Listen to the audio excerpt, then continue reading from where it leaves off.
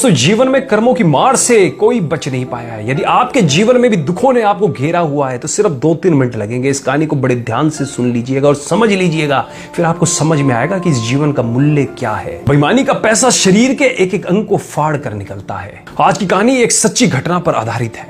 रमेश चंद्र जो पंजाब के खन्ना नामक शहर में एक मेडिकल स्टोर चलाते थे, उन्होंने अपने जीवन का एक पृष्ठ खोलकर सुनाया जो दर्शकों की आंखें भी खोल सकता है और शायद उस पाप से जिसमें वह भागीदार बना उससे भी बचा जा सकता है। रमेश चंद्र का मेडिकल स्टोर जो कि अपने स्थान के कारण काफी पुराना और अच्छी स्थिति में था, लेकिन जैसे ही कहा जाता है कि धन एक व्यक्ति के दिमाग को भ्रष्ट कर देता है, और यही बात रमेश चंद्र जी के साथ भी घटित हुई।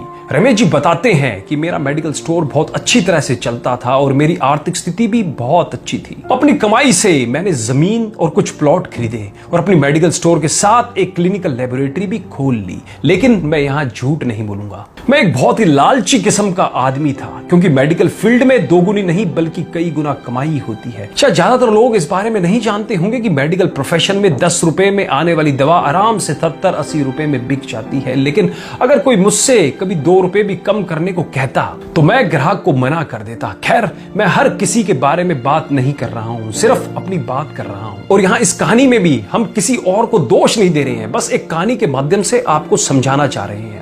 वर्ष 2008 में गर्मी के दिनों में एक बूढ़ा व्यक्ति मेरे स्टोर में आया। उसने मुझे डॉक्टर की पर्ची दी, मैंने दवा पढ़ी और उसे निकाल लिया। उस दवा का बिल 560 रुपए बन गया। बूढ़े ने उसने अपनी सारी जेब खाली कर दी, लेकिन उसके पास कुल 180 रुपए थे।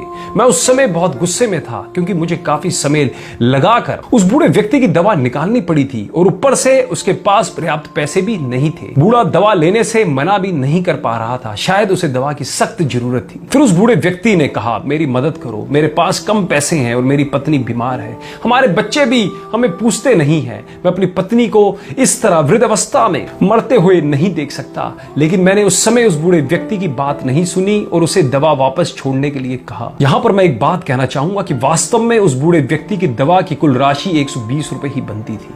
अगर मैंने उससे 150 रुपए भी लिए होते तो भी मुझे 30 रुपए का मुनाफा ही होता। लेकिन मेरे लालच ने उस बूढ़े लाचार व्यक्ति को भी नहीं छोड़ा। फिर मेरी दुकान पर खड़े एक दूसरे ग्राहक ने अपनी जेब से पैसे निकाले और उस बूढ़े आदमी के लिए दवा खरीदी, लेकिन इसका भी मुझ पर कोई असर नहीं हुआ। मैंने पैसे लिए और बूढ़े को दवाई दे दी। समय बीतता गया और वर्ष 2009 आ गया। मेरे इकलौते बेटे का ब्रेन ट्यूमर हो गया।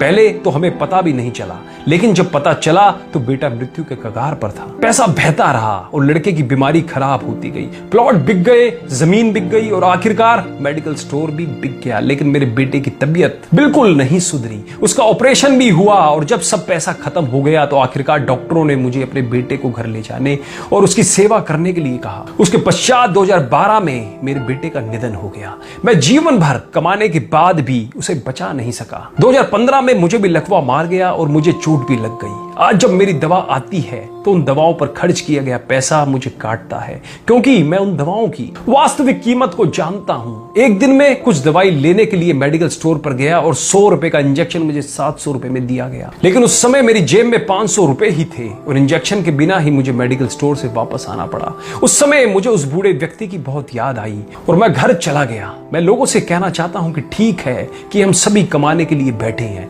क्योंकि हर किसी के पास एक पेट है, लेकिन वैध तरीके से कमाएं, ईमानदारी से कमाएं। गरीब लाचारों को लूट कर कमाई करना अच्छी बात नहीं है, क्योंकि नर्क और स्वर्ग केवल इस धरती पर ही है, कहीं और नहीं है। और आज मैं नरक भुगत रहा हूं। पैसा हमेशा मदद नहीं करता, हमेशा ईश्वर के भय से चलो, उसका नियम अटल है, क्योंकि कई बार एक छोटा सा लालच भी हमें बहुत बड़े दुख में धकेल सकता है। जीवन शतरंज के खेल की तरह है और यह खेल आप ईश्वर के साथ खेल रहे हैं। आपकी हर चाल के बाद अगली चाल ईश्वर चलता है। तो एक बार सदैव चिंतन करें, जैसी करनी वैसा ही भरनी, जैसी करनी वैसा फल, आज नहीं तो निश्चित कल।